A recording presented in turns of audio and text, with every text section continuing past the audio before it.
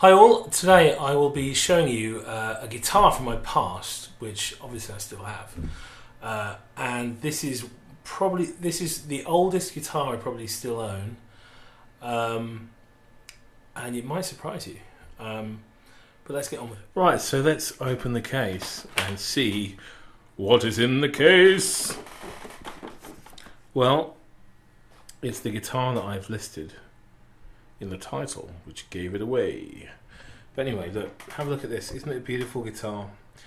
Or you hate it. One of the two. I think you're going to love it or you're going to hate it. This was one of my, as I probably already said in somewhere in the edit, this is my first good guitar. I mean, really good guitar. As in, before then, I think I'd had a Squier, the classic Squier Strat. This would have been back in 1990, early 90s. No, maybe late 80s, in fact. Yeah, in fact, it would have been 1988 that I would have got a Squier Strat. And back then, I don't think they were as good as they are now.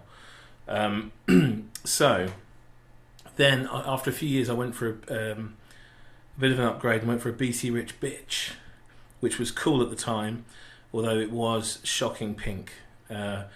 Which I thought was a cool idea. I thought was funny. But we all have regrets. Anyway, so then this one came along. Now this, I mean, when I got this was this took saving up for ages and kind of asking anybody, well, not anybody, generally family members who might buy you sort of things for Christmas or birthdays, and just saying, please, could you just give me some money, please, and it will go towards this kind of, you know, big guitar buy. And by that point, of course, I was probably 15, so I've been playing for at least 5.5, 6 years. So I was really serious, and I loved guitar, and of course I liked Steve Vai. That was the reason why I thought these looked cool. But originally, this was, I think, in the early days when the white gems came out, and I really wanted one of the white gems, and it was just by chance that back in the day when you had to call up shops and see what they had, that this thing came up, and this was in Reading in the UK, so it wasn't far from where I was at the time. Yeah, so I went up to Reading, and of course, as soon as I saw this thing, I thought, wow, this is phenomenal. And you know, luckily I had enough just to sort of get it. Back in those days, it was about £1,300. Which, if you look at it today, that would be a bargain, you know. But obviously back then, it was that was more money than it is now. If I just give you a bit of a sort of a look through, a little close through. Now, the neck's in pretty good shape. The headstock might be a couple of little sort of dents and things going on there. Nothing too bad. The handle, yeah, looks all right. But look, if you look closely, I don't know how this will pick up on the camera, but there's quite a few dents and sort of playing, sort of where, I don't know where I've just tapped it somewhere, and somehow there's like air pockets underneath the finish. Also, look, if I lift it up here, you can see there's a massive, great sort of crack out there. What you find with these old guitars, I don't know if this still happens these days, but the finish, even though it looks cool and it's nice and translucent and you know, like that sort of stuff, it all looks good.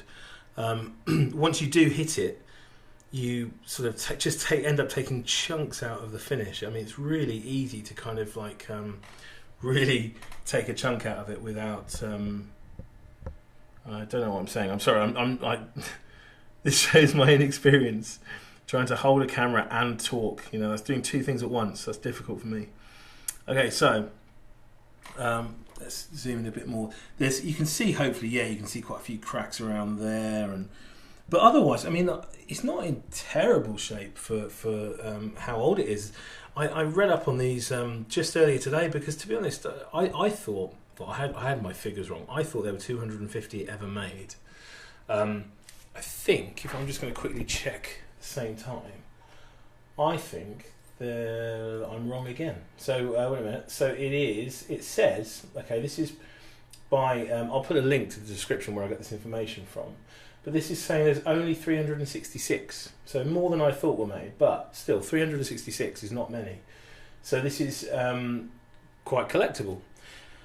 However, I mean, you know, obviously I didn't buy it to be a collectible thing. I just bought it because I thought it was an awesome guitar, and just by chance it was the Jem that was around, sort of in the sort of relative immediate area where I was.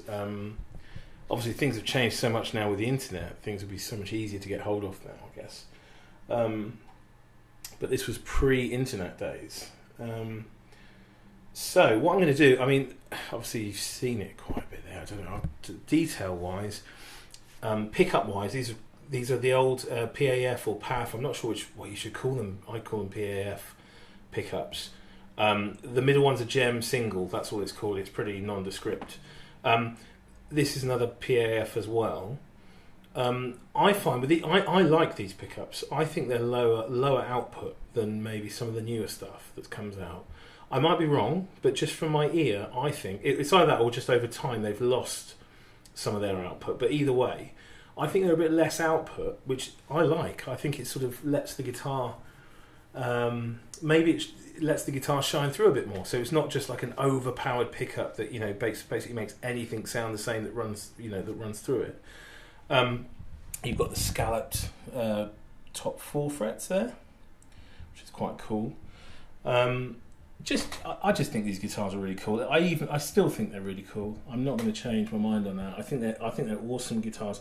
I think these days, maybe I think they're nearer, aren't they? I think they're nearer £2,000. I don't know what that is in dollars, but I mean, not for this model, for just like the, you know, your regular Jems, as in the regular sort of Japanese made stuff.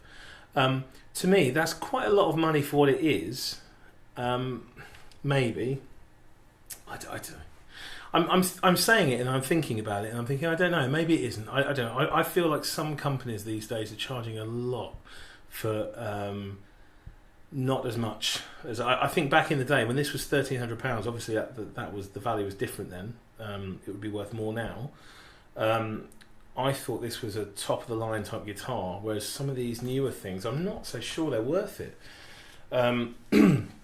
On saying, who knows? It's all opinion based, isn't it? Because, you know, if you picked up this guitar and loved it, then you probably wouldn't care about the price tag. If you didn't love it, you'd be questioning why is it so expensive. Anyway, right. So what I'm going to do, I'm going to stop talking, and I'm going to play on this guitar a little bit, just for the end of the video, and maybe next week I'll do another video of another piece of equipment that I've collected over the years. So this one is probably, this being number one, is probably just my number one favourite because it's sentimental as well as it's a lovely guitar.